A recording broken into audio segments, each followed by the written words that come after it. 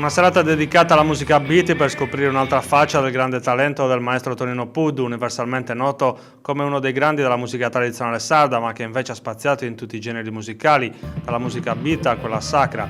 Lo spettacolo, promosso dall'Associazione Culturale Tonino Puddu, è stato ospitato venerdì sera nel Teatro San Giuseppe di Nuoro.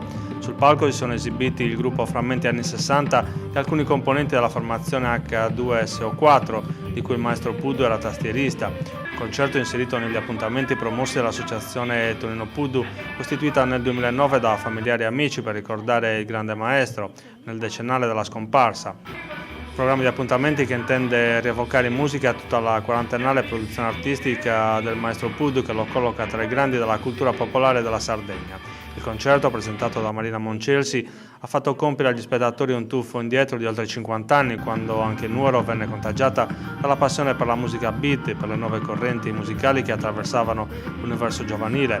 Nacquero allora tante formazioni musicali che enfasizzarono l'ambiente del capoluogo barbaricino, complessine gruppi che hanno creato legami indelebili e una passione per la musica che continua ancora oggi a mezzo secolo di distanza.